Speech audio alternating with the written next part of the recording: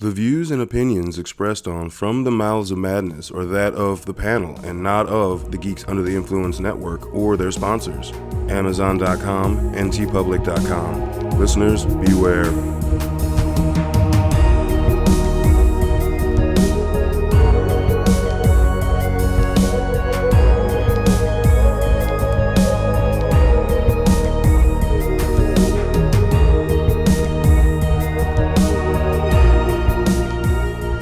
Coming straight from the Mouths of Madness, I'm one of the hosts of Lowdown. With me as always is... F.U. Hunter. What's up, you fucking bitches?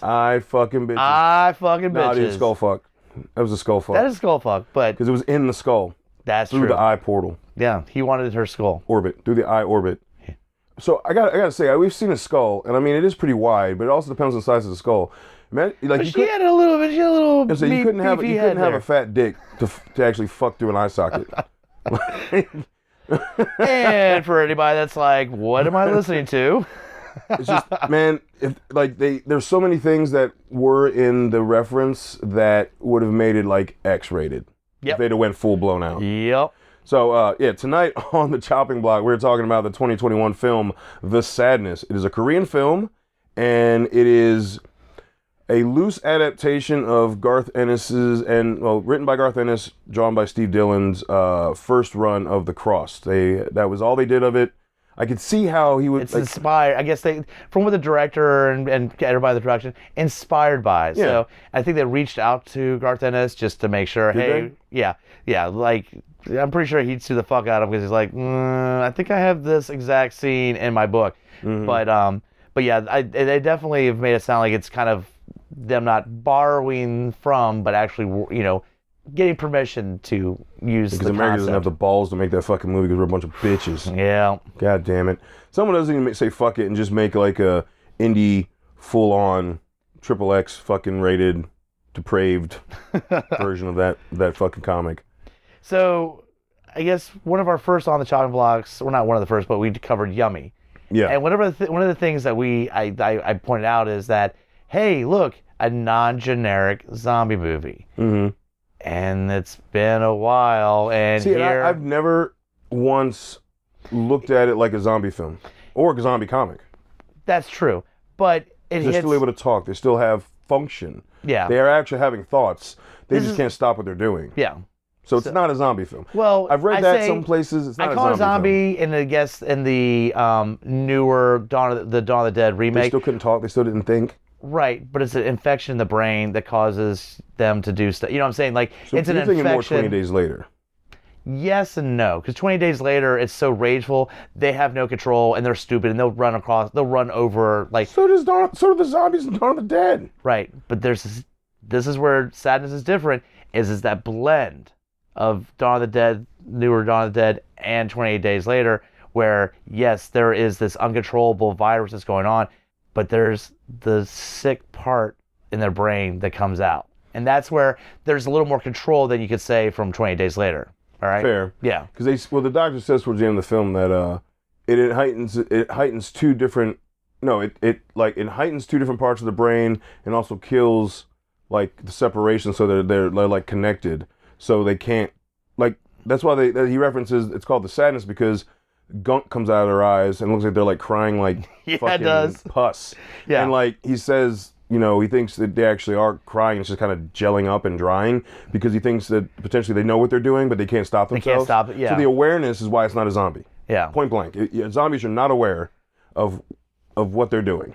That's true. I mean, there have been iterations where like they can open a door, or in Dawn of the Dead, he can. All right, he's gaining. Here we go here. Yeah. I don't get some Land of the Dead bullshit. Exactly. You know what I'm saying? So, yeah. It's bullshit. Yeah. So like the awareness factor doesn't sit on that definite zombie one, but I'm just saying in that mold. No, there's a connection. Yeah. There's totally a connection, but these are definitely very cognitive and functional humans. Yeah. That know what they want. Like from the beginning, that dude's like, I'm going to like fuck you.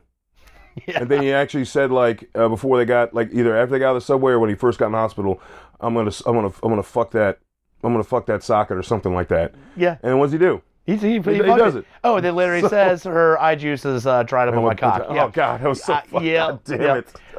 I will say one thing about this movie. This movie is only I think like an hour 40. Yeah, roughly like that. And they spent about 5 or 10 minutes say, here are your two main characters, and let's begin. And I appreciate that. It was very much, again, like Dawn of the Dead, where you get, her at the hospital and going home, and then it's like, and foot on the gas, and we're not stopping. And this movie's the same way, where it just goes, all right, well, we got a boyfriend, girlfriend, and, and then she's going to work, and he's doing his thing, and let the shit begin. And just like that, he deals with it first, and then it cuts to her, and they're both, and it goes from a normal day to just a complete shit fest. Yeah, there's that one scene where it started off subtle where he's taking her to work, and you see a cop fighting somebody who's like raging out, and a bunch of people covered in blood, and then when he comes back, everyone's gone. Yeah, I love that. Everyone's gone. And then, before he left, you saw this old woman on the fucking house. And with a shit-stained gown. Yeah, and she had blood right in the front. And then she sees that was the killer. Oh man, dude, that is the best way to introduce this virus. What's going on is he's in the cafe or whatever, and in comes the old lady, and I'm going to say old lady because she turns around and she looks fucked up, and that was terrifying. And it's crazy because I can't really describe. She had that grin, and a characteristic with this virus is the eyes turn all red, and they get really black, dilated. Yeah. Is it dilated? Yeah. Yeah. And so they get really dilated, super dilated. There's no white. It's just red, all black. It's like black, and then where it would be white is like red now. But she already looked. Her face. She looked like a demonite, but without all the decay yet. Or fucking teeth. Oh God, that's what I'm saying. Oh God. So that's a perfect introduction. That's our first character we see. What'd she say to him? God. Sexy boy or something like that. Yeah, sexy boy. But immediately, this is where the movie goes. All right, ready? And immediately, fryer oil on the guy, hands ripping the face, and you're like, as the flesh is melting, it's just ripping off. It's like, hello, practical effects, and begin. And you're like, all right, and it doesn't stop.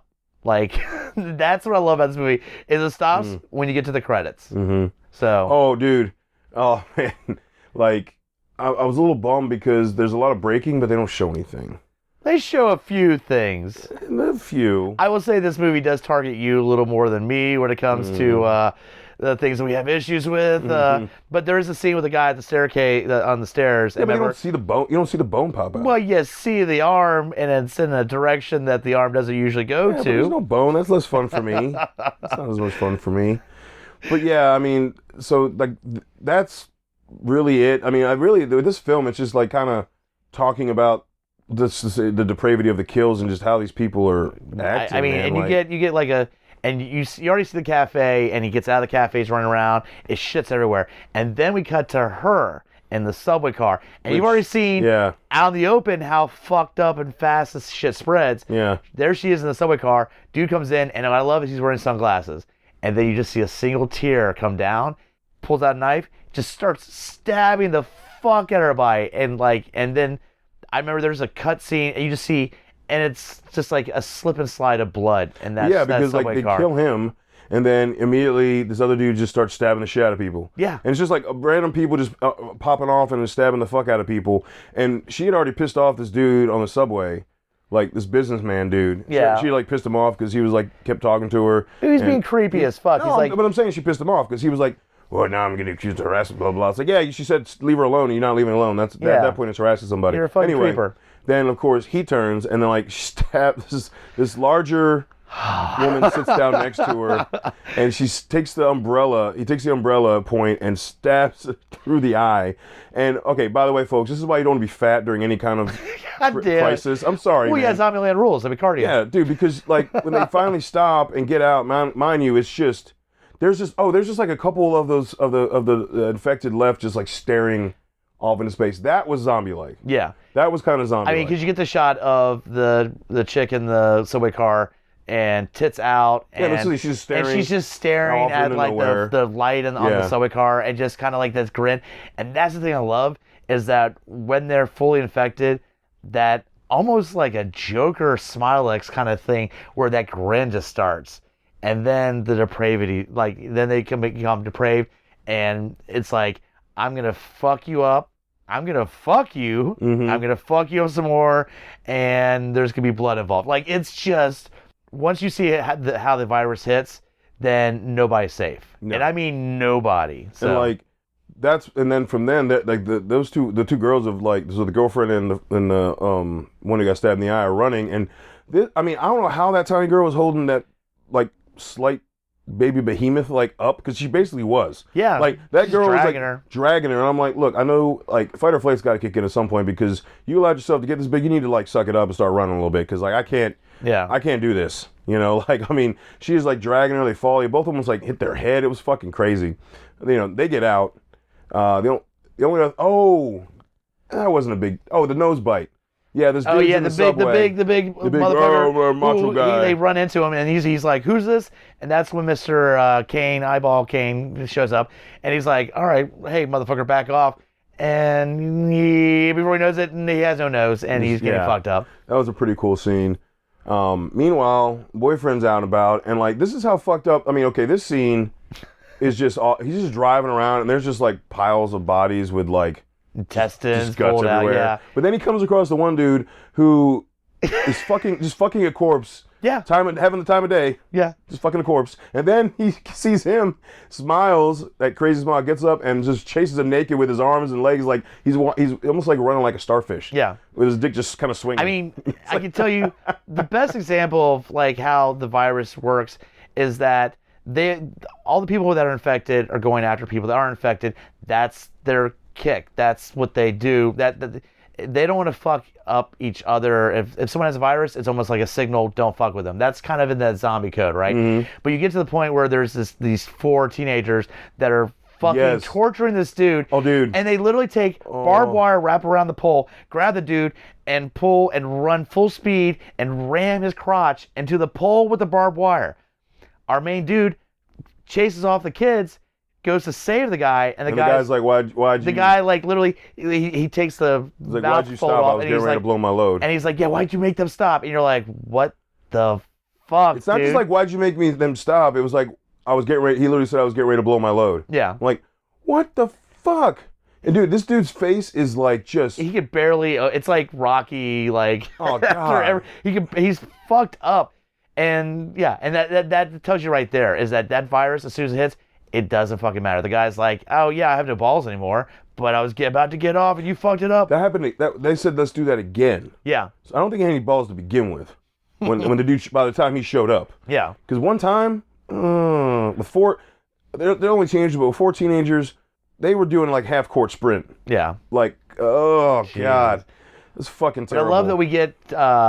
chick and the one-eyed chick at this point. Oh, they go to the hospital. They're trying to get to the hospital, and apparently the ER is already fucked. They're already like, yeah, as soon as things started happening, the people that, quote, were infected went to the ER, and that shit is shut down. So they're pretty much in, like, the entrance room of the hospital, because most of the hospital is shut the fuck down, because people went, as you would, naturally, went to the ER, and as this virus spread, most of the hospital is fucked. Yeah. And so they're like trapped in this like little waiting room, hoping that the police are gonna fucking find them. Like her and a bunch of like 20 people. The cool thing from that was that when the news broadcast came on. Oh, dude, fuck! I forgot about that. The general killing the president.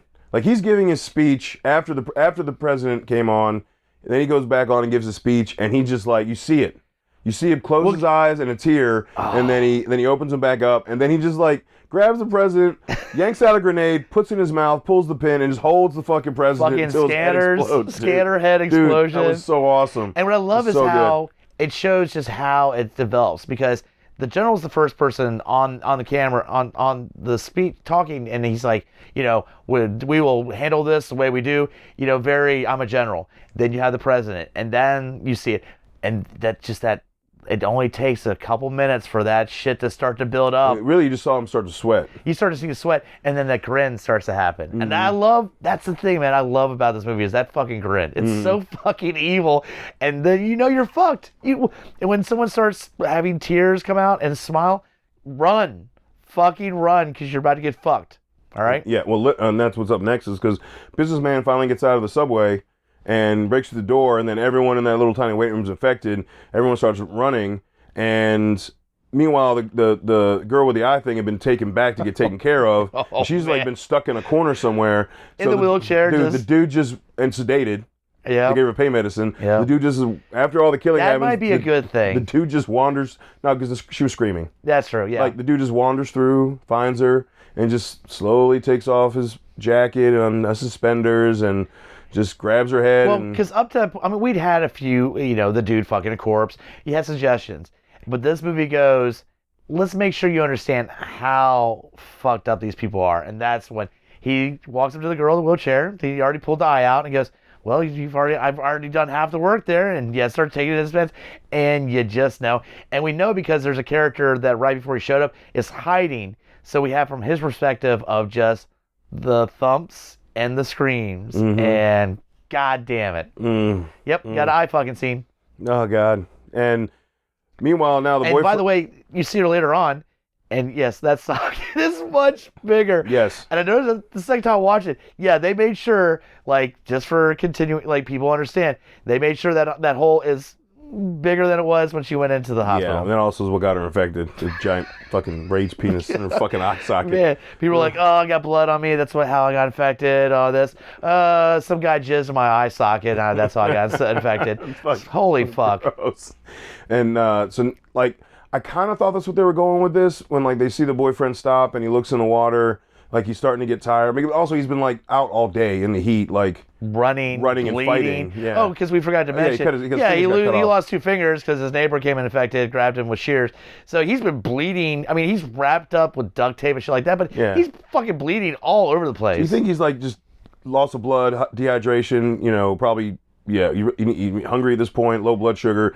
He's like hallucinating, but, like, I'm like, what are they doing? What are they showing? Right. Like, is he hallucinating, or is this the start of the virus? Yeah. And, because he saw this, like, mannequin head in the water, and then he, like, blinked, and then all of a sudden the mannequin head looked like one of the infected people, like, wide open smile, tongue sticking out, flicking his tongue around. It was so creepy looking. Fucking black tongue. Okay, is that because you've just seen all that and you're hallucinating, or is this, is this the beginning? Yeah. And when we find out at the end of the movie was he's just...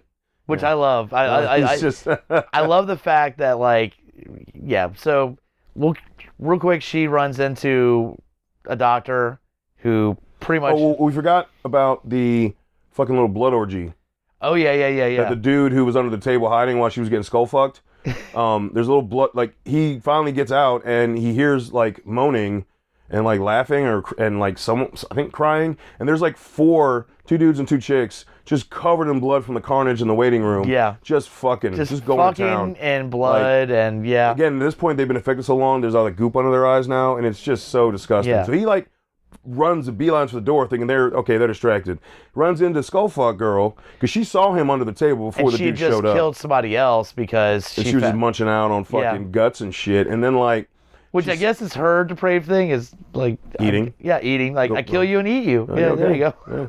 And remember he's, like, backing away from her because she's, like, getting ready to come at him with, like, a saw, and the people that he left behind, dude, that was one of the creepiest fucking scenes. They're just standing there silent, waiting for him to get in their grasp. Yeah, like they're basically, like, become part of. They stopped fucking and went, oh, cool, another they're just standing unaffected person, and he didn't realize it because they were, like, lined up neatly against the wall. Yeah. After the wall ended, so it looked, I think from his peripheral, it looked like more wall until there was, like, a little bit of movement. He looked over and then he just got swarmed. Yeah. They just started ripping him apart. That was fucking creepy because every one of them had that goddamn smile and that wide eye thing. That's what I'm saying. And, like, covered in the blood. Fucking creepy. I mean, and you know the other thing they don't show is they all had fucking boners. Yeah. Like that's a whole thing too. Like that's a whole thing. Like just a blood boner. Like yeah, blood boner. Ugh. But we get to our final girl, I guess, and she's still being chased by Kane. He finished fucking the chick in the eye hole, and now he's going after her. And she pretty much gets to the point where she stops, grabs the fire extinguisher, hits him with it, and then turns his face into nothing. Like that was awesome. She hits him a couple times. He starts smiling, like he's like, "Oh man, I'm getting off on this. Yeah, keep hitting me." And she's like, "Okay, motherfucker." And she just keeps going and going and going till it's like a watermelon. It's just his face becomes a watermelon. Yeah. And just after a while, it's just. And they show you in the right amount of stages where, like, once it breaks through and you can kind of see that there's like a skull behind it, and then it's just like, nothing. It's nothing. At that point, she's not defending her. She's getting some shit out. Like, it went from, I'm going to stop you to, I'm making sure you do not try to fuck me ever because you will be dead as a motherfucker. And then right after that is when she gets pulled by this dude in the scrubs and protective gear, and it's the doctor who they had a short little thing earlier where he was kind of warning people about. There's a television a guy or YouTuber who had him on saying, no, people need to worry about this Alvin virus, you know, because it's not like, But he pulls her in and he's like, I've been studying and I'm actually got a helicopter that's going to be coming soon to pick us up. Government's picking me up. Oh, but and you need to. She notices one thing about, he just still doesn't know he changed her, but she notices where they are is the maternity wing. And he says, well, the reason I'm here is because these are the most secure doors. People, prevent people from stealing fucking people's babies. Steel doors. That's how I get, I stay in here safe. Which makes sense. It totally makes sense. And it makes sense. And she notices all the bassinets, whatever, empty. And he's like, they got the babies out of here, or whatever like that. Oh no! When she goes in that biohazard holy can, shit! this to me, that was probably the creepiest. This is not since the fucking baby and Dawn of the Dead. You get a reveal where she goes to take her clothes and put them in the biohazard dispensary, and there's a sound, and she lifts her clothes to fucking virus-infected baby with the same smile and wide eyes, dude. And making like gurgling, like and you're like, and he goes, and then he's like, oh shit, I thought that one was dead, and come to find out, quote quote, him being heroic, that he killed all of them, but he tested the virus on them to see if any of the newborns was so he basically gave them the virus. What the fuck, dude? Oh man, it might be. There's a lot of fucked up shit, but that was pretty fucking hardcore, man. Testing a virus on a baby. Yeah, I guess he was from 10 babies versus an 8. The world. Well, he explains like, look, if these infected people get in here, they're gonna do the most fucked up shit to these babies, and like which is also true. It is also true. But still. But he's also doing scientific experiments on these babies before he kills them. It's so fucked up. Like, you're not as heroic when you find an infected baby. And also, folks, we learn in this film why you never 3D print a gun. Oh, yes. Sorry. Fucking idiots. No, you go by you go by either a steel pistol or a polymer frame. Technically, it worked the first 4 shots. Dude, no, a gun's supposed to work every shot, all it's shots. That 5th one that kind of fucked him up. You keep your gun clean, take care of it, works all shot, every shot. This shit blew up in his fucking hand. Yeah. Okay? Now, he decides, all right, he infects her because he has decided, as much as she's been around it, she must have some kind of immunity. So he intentionally infects her. Vaccine. And sees and gives it a little bit of time and notices nothing's happened yet. So he's like, all right, I'm taking you with me. We're getting out of here on the helicopter because it looks like you might be the answer to some of this. And I love they come out of the ward and they're down the hallway. She notices the axe is missing. Yeah. She notices the axe from the dude earlier is missing. Right then, the axe comes down on the fucking doctor's foot. Now that's fucked up. But what happens next is fucking awesome. He falls down. The infected dude goes over and starts barfing into his fucking infected foot. It reminded me of fucking The Fly. Yeah, exactly. That's what Brundle does to fucking the douche nozzle, I guess, ex-boyfriend. Yeah. Gina. Yeah, except this dude's barf isn't acid-like. Yeah, so he's fucked. He's still infecting the fuck out of him, and you're getting infected with someone's fucking vomit on your open wound. That's gotta fucking sting. Oh, you think? Yeah. And so for some reason, she's still helping. So you can't get here without my passcode. Like, motherfucker can't walk. She should have just grabbed it and went at that point. He's fucking dead. He's dead. Or he's infected. Yeah. He's turning. Then, the boyfriend shows up. Because meantime, while this is happening, while she's locked in the maternity room with him, she had texted him, letting him know where she was at. Yeah, help me. He's got a gun. Yeah. I'm still at the hospital. You see him show up to the hospital and just start, slowly walking in. Very at one casual. Point, he drops the phone, steps on it. You're like, oh, fuck. He sees a text. He sees a text, and then he just drops the phone. But you also, at this point, you're like, the motherfucker has been chased all day. Like he's still losing blood. He's worn the fuck out. It's not until you saw him open the double doors where they're trying to get to the roof that you're like. And he okay. lifts his head up out of the shadows, and you see the dry tears and that smile. And then he's like, "Oh, you got a new boyfriend? Is this who you're fucking now?" Oh God. He's like, "I'm gonna fuck him up, and then I'm gonna fuck you." There you go. And that's when 3D print doctor goes to shoot, and the gun just explodes in his hand. Yeah. So anyway, the boyfriend makes short light work. She takes the roof pass at that point. And they're squabbling, and the boyfriend makes short work of the doctor. She manages to get into the elevator. It is one of the only times we see how fast the virus actually affects people, because most of the time we're seeing... Oh, by the end, he's dead. Yeah, by the end, when she leaves him, he's infected. What I'm saying, the doctor, though, you saw how quickly... when she leaves, yeah. Yeah, because he starts talking about, oh, man, those babies. You know what? Yeah. I love killing those babies. And, you're like, whoa! And he starts smiling. It's the closest we get to knowing how fast, because we don't know how long of it. We kind of know how long the quarter is, so, I mean, that was what? 2 minutes? Yeah, that's what I'm saying. Yeah. That's the first where we see someone get attacked and the infection go through, which also tells us, okay, I guess she's okay. But this is where I want to kind of find out how you feel about it. She has a discussion. She talks to her boyfriend. She closes the gate. So at this point, she's like, why? And he's like, I had to find you because I had to fuck you over and over again and then chop your fucking tits off. And it starts out almost romantic. Starts off sweet as shit. And then he's like, I want to chop your tits off and then fuck you to death. You're like, whoa. And she's like, okay, I need to make sure, because she wants to know, how's it feel? But then... He said so good, though. But then... He said it feels so good. But that's then what he said. There's a smile and a little drool that comes out of her mouth. And I don't know if that means that she is actually infected as she goes to the helipad, because it's real quick, it's real slight, but she smiles, drools, just a real quick thing, and then goes. And I don't know if you're supposed to interpret that she is now infected going up to that helicopter or not. Took longer, or what? What's that? For her, it just took longer? That's what I'm saying. I don't know. She got a double dose because, again, the dude fucking hit her with full straight infection on top of whatever blood she was covered in from earlier. Yeah. So, but I still don't know for sure, but I feel like she must have been infected. So. Yeah, I mean, I could also see how, obviously, running out on the roof, the way she looked, yeah. Nah, fuck this. No chances. I get that. But yeah, I do remember the smile and the drool. But I just, at that point, I figured she was immune.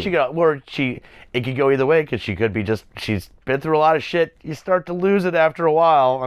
Your final thing, you're like, I gotta stay here. My boyfriend's gonna find me. Even through all this shit that I've been through, we'll find each other. And then your last resort, and he goes, yeah, I wanted to find you to fuck you and kill you and chop your tits off. And then you go, okay. He was so sweet at first. And go by a sane world. He said it felt so good. Yeah. So. Well, because he had no purpose. That was the whole thing, is that he says, up to this point, I didn't have a job, I had no purpose. This is my purpose, was just finding you. Your tits off. Finding you, yeah. The fuck. But, oh, man. And this movie was, I want to rewatch it a second time. I might do that sometime over the It's an experience. Let's just say, I watched it, and I'd heard a few people, recommend it. I still was not expecting it, and I've told a lot of people, as long as you're okay with the amount of gore and fucked up shit that happens, it's a fun watch. And folks, the way we're describing it's a fun watch. The way we're describing it doesn't do any of it justice. Exactly. It really does. It doesn't do any of it justice. I swear, it was. There's only one scene that I know for sure was CGI. If there was any more, I have no fucking clue. So I'm gonna call it all practical effects, which was fucking baller as shit. You know how we feel about practical effects. This movie has it in spades. And practical blood work. Yeah. It's something that comes up every once in a while in a movie, and having this, that scene where they cut, and I call it the Tarantino effect, because it happens so much in Kill Bill Volume 1, that blood that just gushes out, sprays out to an insane proportion. Yeah. And they do that here, and I fucking love that shit. Mm-hmm. But there's one scene where he's before he reaches the kids, he stops and finds something else and the duct tape and stuff and rewraps his hand. So when he takes his original towel off that he found on a fucking bike. Yeah. By the way, the other reason why we didn't think he was infected, because he probably was infected from something else, because he's got this open fucking wound, dude. He grabbed a fucking rag off another fucking scooter, dude. No, it was a scooter. It was in the little compartment. Okay. But I don't think it's... I thought the first time was another scooter. No, he got down. He found his scooter, so... So when he looks at his hand after he unwraps it for the first time, that's CGI. Oh, 100%. Yeah. It's only one scene. Yeah. Dude, I got for the amount of practical effects in this film. That doesn't even count. That doesn't even measure on the Richter scale. Like, okay, I get you. I took a little. There's a lot of practical. So many in there. practical effects. Oh, a lot of skin bite, like This ripping. movie had me like. Again, the first cringing. scene, our first introduction with that friar, the grease, and then that lady putting her hand and ripping his skin. Yeah, dude. That was pretty. That tells you right from the start. Get ready, motherfucker. Oh, and I know for a fact there are some kills we're just missing because there's just so many. And you know we should bring it up. Yeah. Fucking watch the movie. Yeah, fucking watch it. So if you can't tell, this crushes. This like actually kind of destroyed the chopping block. This is one of those. Broke it and plowed through it. Shudder's pretty good after a while of releasing I want a hard copy of this fucking movie. I will have a hard copy. This is with a warning. Still have a bunch of people over party. Hey, I'm gonna put this on. It's not for the weak stomach people, but it's a fucking crazy watch. Yeah, definitely. So we both love it. We both recommend you watch it. And I'll be honest, I love the fact that it's on Shudder. Because, this is picking up a lot of buzz and traction. And, it's still weird to have to tell people about Shudder. But if you're a horror fan and you're listening to this podcast, most people should know about Shudder. Yeah. And I like that this movie's kind of directing a few people that might not have given, Shudder that much attention. But dude, Shudder's been out for what now, like 5 years now? Right. But this is kind of one of the big like things. Yeah. This has got a lot of buzz recently. So good. I mean, it deserves it. Like, I hope it takes off and we get more from this director. Like, that'd be awesome. This is, by the way, the first movie. Yeah, was it Robert Pizzavo, something like that? I don't know if I can pronounce his name. Oh, man. I thought we were going to go through the whole episode without you having to figure out how to pronounce the director's name. Rob Jabez or Jabaz, one of the two. We'll reach out to him and find out. Yes. Anyway, make sure to go to GUIpodcast.com and go to the links tab and click on the Amazon link. You go to Amazon, you log in and shop like normal. Whenever this gets released on hard copy, I'm sure this will be there, and you can make sure to purchase it through our link on Amazon.com. Yep. So we get a little kickback for it. We'd greatly appreciate that shit.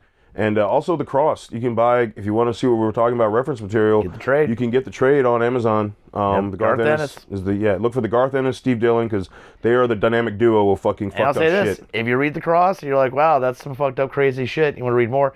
Plenty of other Garth Ennis trades to check out, all available on there. Exactly. So definitely check that shit out.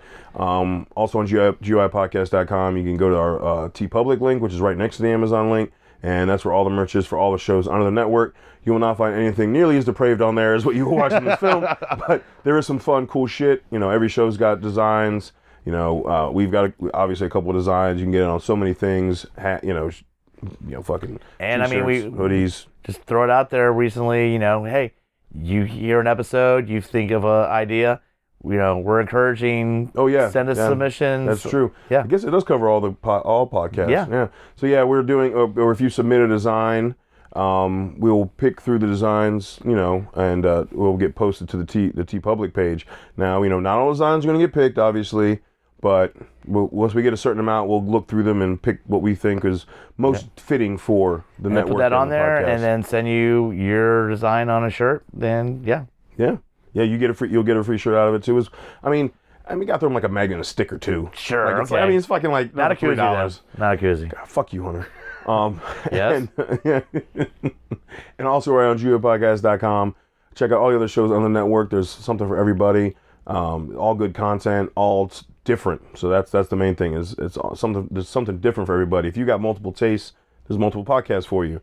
And also hit us up at lowdownbrown.gui@gmail.com. Let us know what you think about this film. If you've already seen it, do you agree with us? Were you just like, it's just torture porn, it's like Sean Hostel? Fuck off. Don't dare say torture porn. Yeah, seriously. This is so much better than torture porn. We will fight you in the street. We will fuck you to death and cut your tits off. No, I'm just playing. Not really. No. We will take that eye hole and never mind. Yeah, anyway.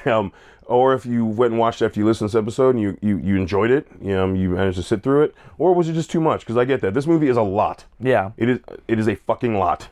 So I could see how it could be too much. I'll be honest, the first time I watched it, I had to pause it a couple times and do a couple things, come back to it.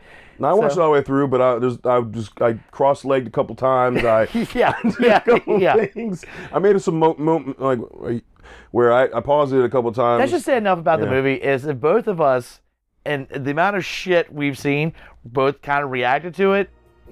check it out. Check it out. Yeah. Exactly. So until we talk to you again, embrace the madness.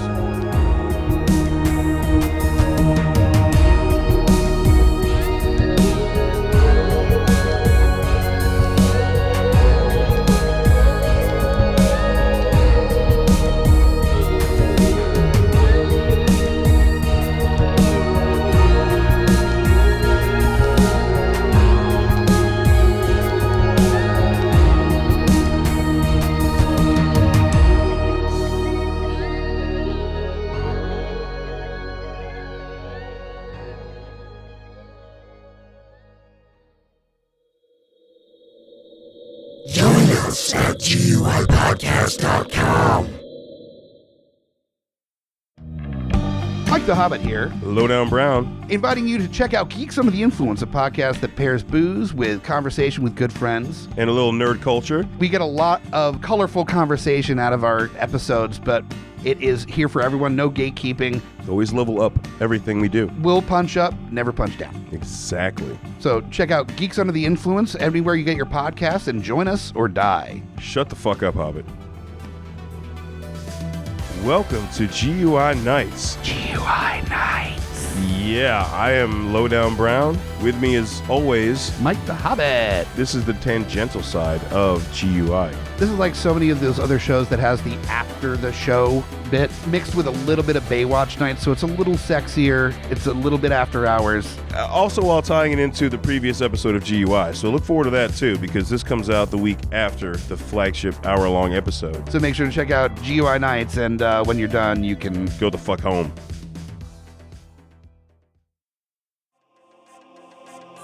In a world with too many reboots and remakes, Two men will stop at nothing to make it even worse. join Mike the Hobbit and Tandy as they play by their own rules while pitching new takes on some of your favorite and least favorite films and TV shows. What podcast would dare to bring this upon the world? This is Smack My Pitch Up.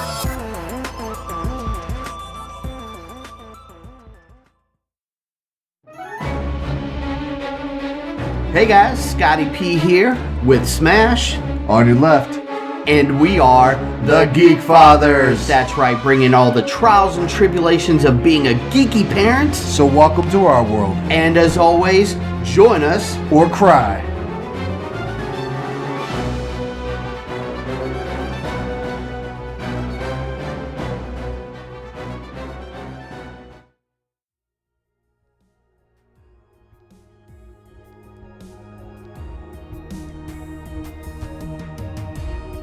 Coming straight from the mouths of madness, I'm Lowdown. I'm FU Hunter. Do you love horror? We fucking do. So this is a podcast dedicated to all things in cinematic horror. We're talking movies, television, composers, special effects artists. We're gonna fucking cover it. So if you love horror, Embrace the madness.